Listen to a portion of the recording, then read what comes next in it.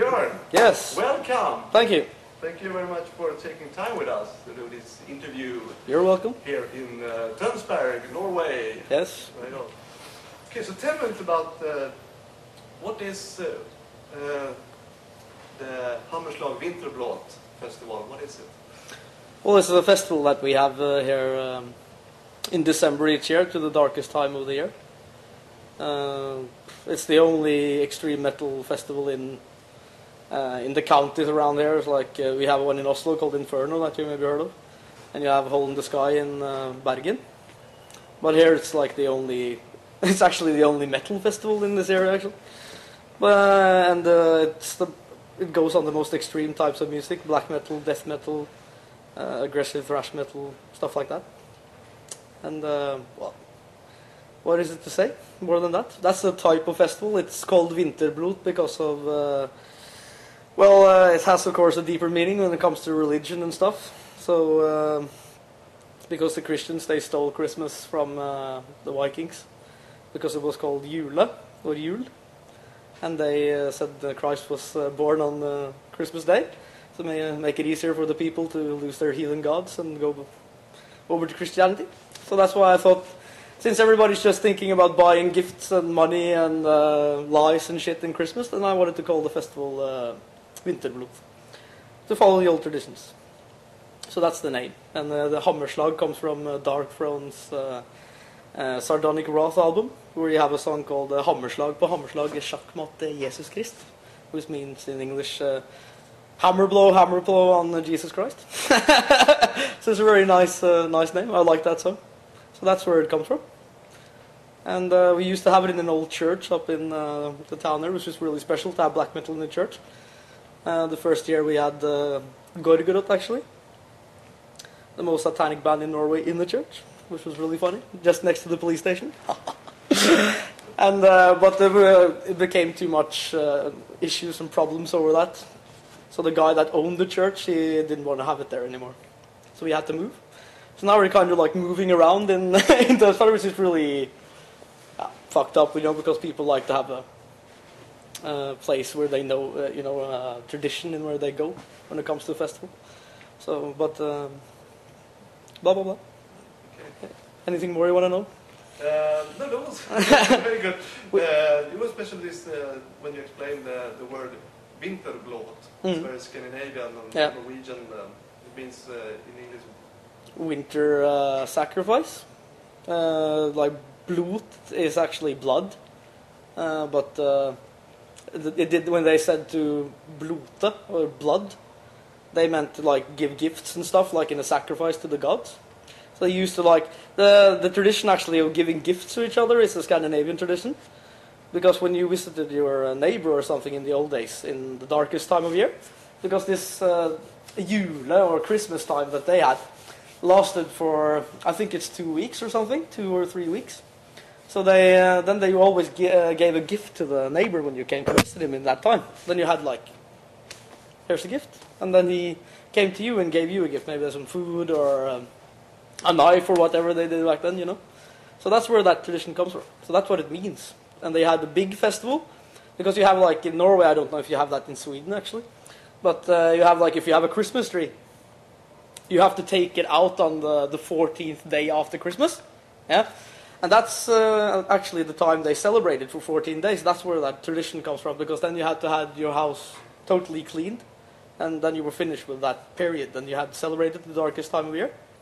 So that's where, like, it's really funny that so many of the old traditions still exist, but people think they don't know where they come from, and you just have like some dumb priest walking around talking shit, you know, and that's nothing to do with our heritage or anything.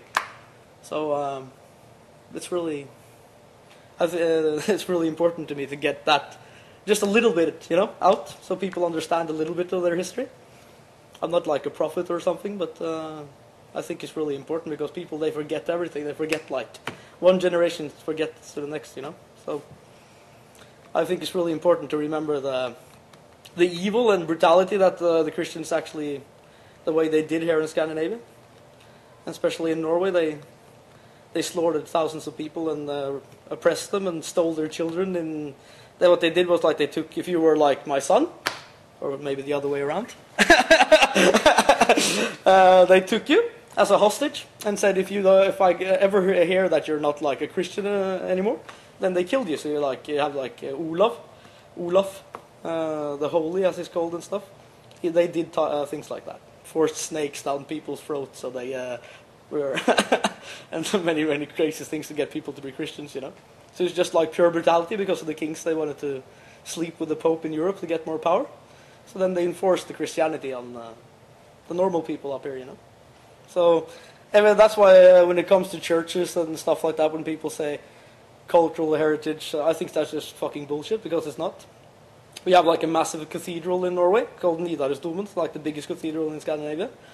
And I think they started to build that in the 12th century as a tribute to Olav the Holy.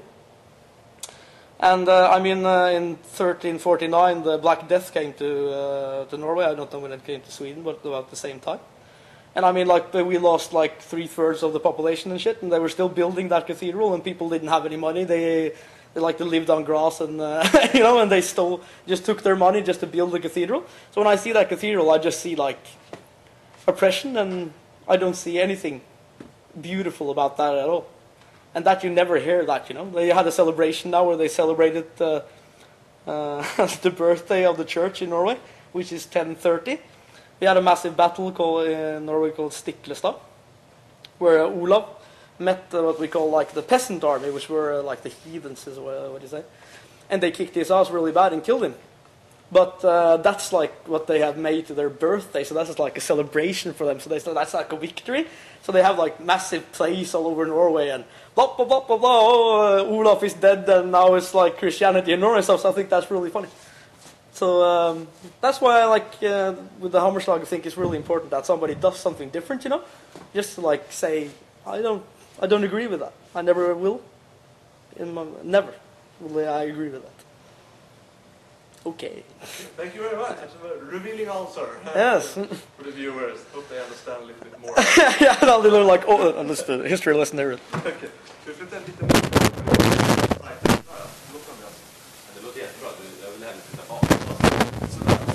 I have a really powerful voice. That's good. You have power in the voice. That's good. So people are like, oh shit, he's right. Yeah, that's right. Okay. We talk about your festival a little bit more. What bands have you been playing? Have been playing at your festival during the year? You have Gorgoroth and. Well, I'm like, I'm not that. It's not so important to me to have like the biggest bands. Of course, if you want to make money and you want to get people to come, it's like you have to have big headliners and stuff. But I really think it's a lot of good bands that's not that big, and that's much better than the biggest headliners, you know. So I'm not. It's an underground festival, definitely. I pay everything myself. I get no support from. I get support from friends that give me some money and stuff. It's just like no oh yeah, I have one sponsor, a tattoo parlor. But you know, it's like it's totally underground. So I have had Sjuder. It was a fucking great black metal band. They stopped in last year, I think. That's really sad. If you want to talk about like how the black metal has evolved, I think that their album Desert Northern Hell was one of the greatest black metal albums that has come out after 2000. Actually, I think it was fucking great. Myrkskog, Myrkskog. It's a death metal band from people from Cyclone and Emperor. Great death metal band, really brutal. We had local bands that are really good. Framferd or Framford in English. It's a great band. Gorgoroth has played twice. Kolbrand. People are gonna get really angry now, you know. Well, a lot of bands, I can say that. A lot of bands. Okay. What about this year's festival? Do you have any bands ready for? No, actually, well, I have like maybe a couple of bands. That's a secret. Well, one it could be really special. Oh yeah. But we have, like, as I said, a problem with location. We don't have like a place to have it anymore.